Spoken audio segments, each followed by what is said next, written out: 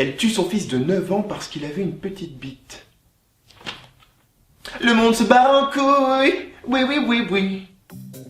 Une Indonésienne de 38 ans tue son fils de 9 ans parce qu'il avait, selon elle, une bite trop courte, ce qui, encore une fois, selon elle, lui empêchait d'avoir un avenir correct. Pour ce faire, elle l'a donc attaché dans la baignoire pour le noyer, sûrement à l'aide d'un ruban adhésif bon marché, c'était pas précisé. Et là, point important, elle l'a habillé, mis sur le lit et a appelé les flics. Donc là, 2 trucs qui me choquent. Déjà d'une, pourquoi ne pas le sécher avant de l'habiller ? Non, parce que étant donné qu'il n'y a rien de plus désagréable que de s'habiller en étant mouillé, si elle aime un minimum son fils, elle le sèche avant de lui mettre des vêtements. Et deuxième chose, pourquoi appeler la police ? Enfin, je pense que dans cette situation-là, appeler la police, ça serait pas mon premier réflexe.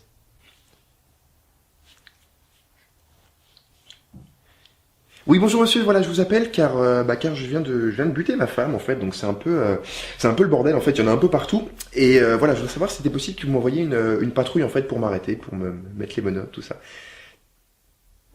Non, je me fous pas de votre gueule, monsieur. Bah non, c'est que... Il a raccroché. Je trouve pas ça incroyable ça quand même, les jeunes. Ils ont plus de respect, quoi.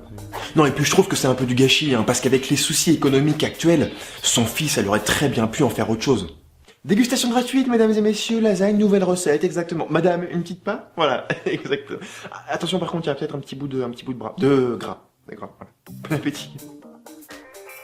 Mais je veux dire, cette femme, elle a pas trouvé d'autre solution pour son fils. Peut-être lui payer une opération, non, lui tirer sur la quéquette pour la rendre élastique, l'emmener au McDo, venez comme vous êtes. On garde ça ou pas ? Ouais, tranquille. Ouais. Bon. Non, parce que si elle a tué son enfant parce qu'il avait un petit phallus, qu'est-ce que ça va être quand il va lui ramener sa première mauvaise note ? Quand il va lui annoncer qu'il vote Front National ? Non, et puis, si on suit cette logique, bientôt on prendra quelle excuse pour tuer nos enfants ? J'étais obligé. J'avais pas le choix.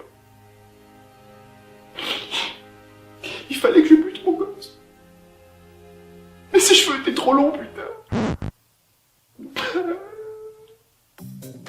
Omar Sy, qui, après le succès énorme d'Intouchable, a vu sa carrière décoller, habite maintenant à Los Angeles, travaille avec l'agent de Johnny Depp et fera partie du casting du prochain X-Men.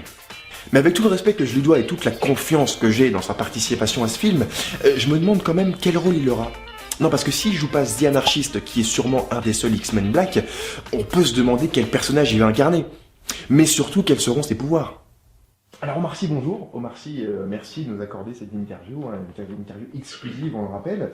Alors tout de suite une question que tout le monde se pose, une question que toute la France se pose. On sait que vous avez commencé avec des films à petit budget, hein, vous avez été exceptionnel dans Wild Wild West, vous avez été remarquable dans Star Rocket, et maintenant voilà, vous faites partie du casting du prochain X-Men, et on se demandait voilà quel personnage vous allez jouer, quel sera son pouvoir, son rôle, qu'est-ce que c'est ? Ça sera mon héros.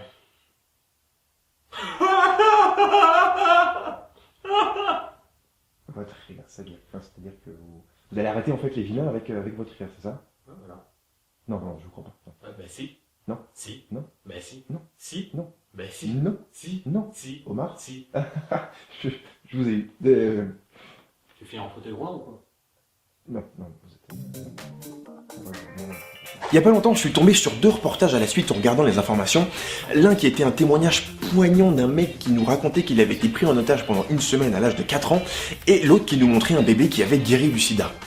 Et je sais pas pourquoi, mais j'ai pas pu m'empêcher d'imaginer ce que ça aurait donné si ce bébé et le mec qui avait été pris en otage, ça avait été la même personne.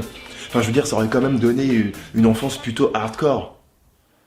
Et donc c'est là en fait que j'ai glissé sur une plaque d'égout, j'ai failli déchirer mon jean et tout. Enfin, la maîtresse elle m'a niqué, mais bon je suis pas allé. Enfin, j'ai eu une enfance un peu hardcore en fait. Bah, écoute, moi j'ai eu le sida à 4 ans et j'ai eu le temps de guérir en fait juste avant qu'on me prenne en otage pendant 1 semaine. Enfin, j'ai eu une enfance tranquille, c'était pas... Voilà. Il braque un pôle emploi avec un sac en jute sur la tête sans trou pour respirer et une bombe désodorisante à la vanille. What ? Que personne ne bouge, c'est un putain d'hold-up. Je veux tous les dossiers des demandeurs d'emploi, ainsi que les photocopies des cartes d'identité de toutes les personnes présentes ici. Et vous, monsieur là-bas, vous puez les pieds.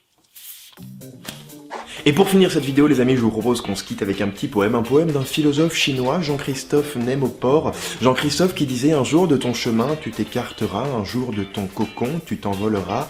Mais trouve donc ta route jusqu'à Ikea et ensemble nous mangerons des tartes caca. Merci à tous d'avoir regardé cette vidéo, j'espère qu'elle vous aura plu. Avant toute chose, n'hésitez pas à vous abonner en cliquant juste dessus si c'est pas déjà fait pour pas rater la suite des vidéos. Vous pouvez aussi regarder Patrick qui est en train de faire le con derrière. Allez voir une vidéo en cliquant juste là-bas, je sais pas pourquoi j'ai montré là-bas alors que c'est complètement là-bas. Comme vous avez pu remarquer, la formule de cet tabou a un petit peu changé, t'es d'accord? C'est-à-dire que maintenant on s'inspire de l'actualité. Donc en fait ça me permettra de sortir des vidéos toutes les 2 semaines maximum. Donc ça peut être 14 jours, 13 jours, 12 jours, 10 jours, 11 jours, mais 2 semaines maximum. Donc vous aurez des vidéos beaucoup plus récemment. J'ai bugué un peu, c'est marrant. Ouais. Ça te plaît ou pas? Ouais, ça me plaît. D'accord, très bien. Donc n'hésite pas non plus à laisser un petit commentaire, à venir réagir avec moi sur l'actualité, me proposer des sujets en me rejoignant sur la page Facebook qui s'habille. J'aime bien me montrer mais je sais pas au final où ça s'affiche, tu vois. Là. On va essayer de mettre là, ça là. Ok, d'accord, très bien. En tout cas, je vous attends sur Twitter. On parle, on s'amuse, on mange des huîtres et portez-vous bien, faites pas les fous. Peace. Le sourire pas du tout naturel à la fin, tu vois.